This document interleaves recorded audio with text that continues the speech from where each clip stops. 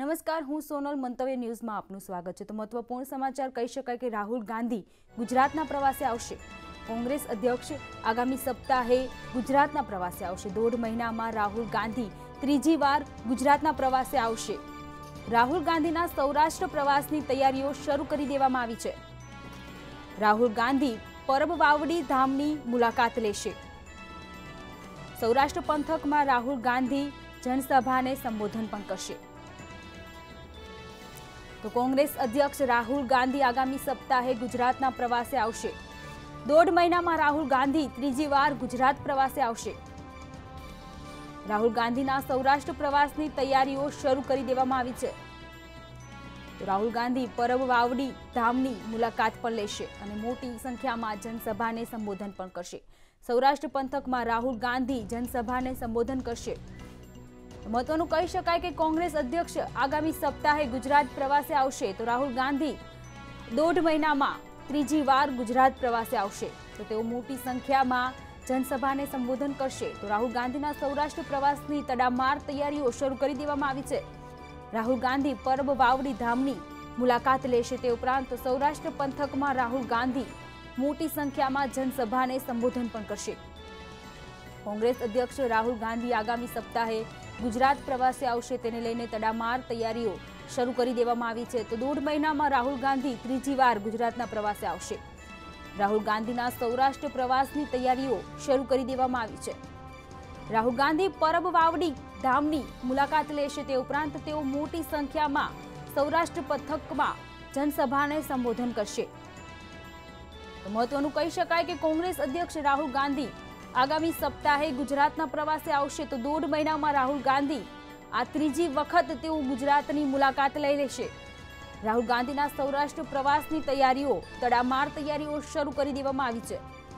રાહુલ ગાંધી પરબ વાવડી ધામની મુલાકાત લેશે. તે ઉપરાંત સૌરાષ્ટ્ર પંથકમાં રાહુલ ગાંધી મોટી સંખ્યામાં જનસભાને પણ સંબોધન કરશે.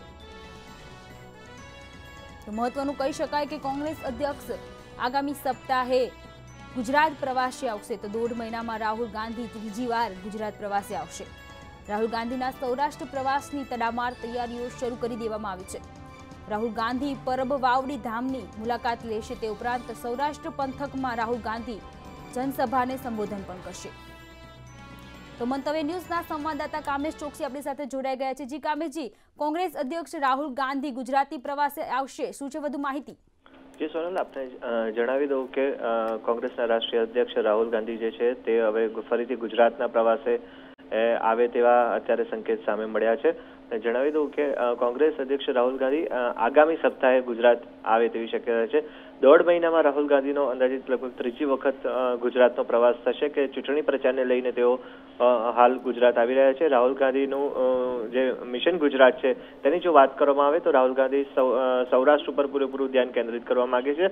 જેને લઈને સૌરાષ્ટ્ર પ્રવાસની તૈયારીઓ શરૂ કરી દેવામાં આવી છે.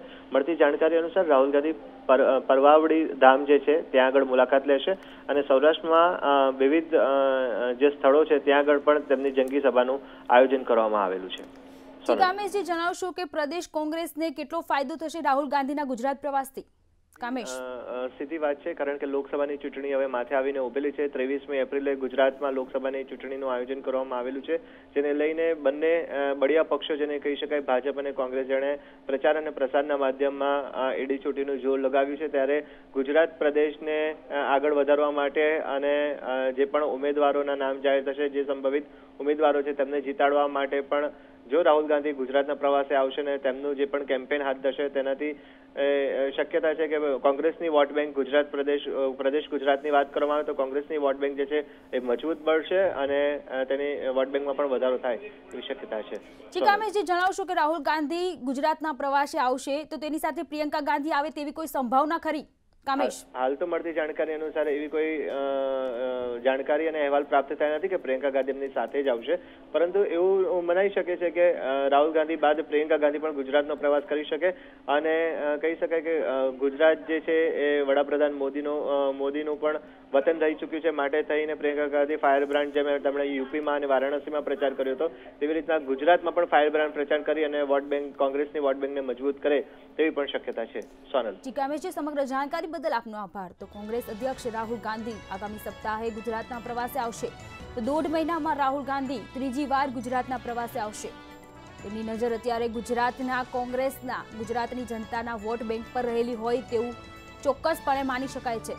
રાહુલ ગાંધી પરબ વાવડી ધામની મુલાકાત લેશે। તે ઉપરાંત સૌરાષ્ટ્ર પંથકમાં રાહુલ ગાંધી મોટી સંખ્યામાં જનસભાને સંબોધન પણ કરશે। કોંગ્રેસ અધ્યક્ષ રાહુલ ગાંધી આગામી સપ્તાહે ગુજરાતના પ્રવાસે આવશે।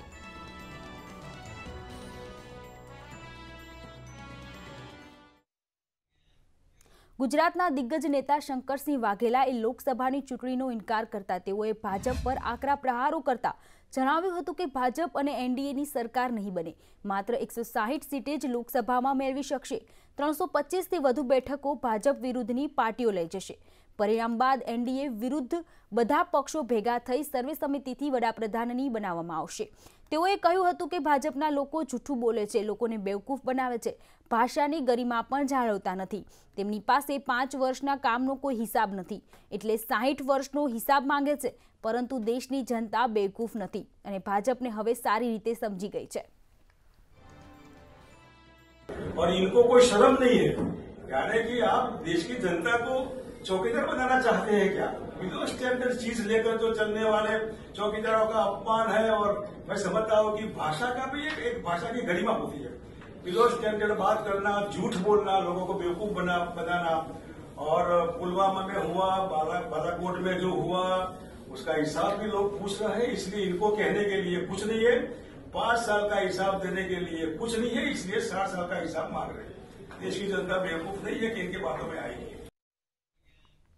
લોકસભાની ચૂંટણીને હવે ગણતરીના દિવસો બાકી છે, ત્યારે ભાજપના ઉમેદવારો જાહેર કરવા બાબતે છેલ્લા અઠવાડિયાથી તર્ક વિતર્ક ચાલી રહ્યા છે, પરંતુ ભાજપે છેલ્લે હોલાષ્ટક પછી ઉમેદવારોની યાદી જાહેર કરશે તેવા સૂત્રો પાસેથી માહિતી મળી હતી, જેથી ભાજપે પ્રથમ તબક્કામાં ઉમેદવારોની યાદી જાહેર કરીને આતુરતાનો અંત લાવી દીધો છે।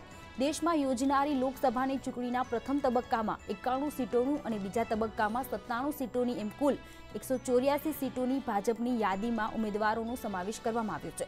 ભાજપે પ્રથમ યાદીમાં પ્રથમ તબક્કામાં યોજનારા લોકસભા ચૂંટણી માટે આંધ્રપ્રદેશ 25, તેલંગાણા 17, મહારાષ્ટ્ર 7, ઉત્તર પ્રદેશ 8, અસામ 5, બિહાર 4, ઓડિશા 4, ઉત્તરાખંડ 5, વેસ્ટ બંગાળ 2, જમ્મુ કાશ્મીર 2, ત્રિપુરા 1, મણિપુર 1, અરુણાચલ પ્રદેશ 2, મેઘાલય 2, લક્ષદ્વીપ 1, સિક્કિમ 1, મિઝોરમ 1, અંડમાન નિકોબાર 1, નાગાલેન્ડ 1 એમ 91 બેઠકોના ઉમેદવારોની યાદી જાહેર કરવામાં આવી છે। જ્યારે બીજા તબક્કાની ચૂંટણીમાં તમિલનાડુ 39, મહારાષ્ટ્ર 10, ઉત્તર પ્રદેશ 8, કર્ણાટક 14, આસામ 5, બિહાર 5, ઓડિશા 5, વેસ્ટ બંગાળ 3, છત્તીસગઢ 3, જમ્મુ કાશ્મીર 2, ત્રિપુરા 1, મણિપુર 1, પાંડેચેરી 1 એમ કુલ 97 ઉમેદવારોનો સમાવેશ કરવામાં આવ્યો છે। લોકસભાના ચૂંટણીના ભાજપની પ્રથમ યાદીમાં કુલ 182 ઉમેદવારોની યાદી જાહેર કરવામાં આવી છે, જેમાં વડાપ્રધાન નરેન્દ્ર મોદી વારાણસીથી, ભાજપના રાષ્ટ્રીય અધ્યક્ષ અમિત શાહ ગુજરાતથી, ગાંધીનગરથી, ઉત્તર પ્રદેશ લખનૌથી ગૃહમંત્રી રાજનાથ સિંહ, હેમા માલિની મથુરાથી, નાગપુરથી નીતિન ગડકરી, અમેઠીથી સ્મૃતિ ઈરાની લોકસભા ચૂંટણીના મેદાનમાં ઉતારવામાં આવશે।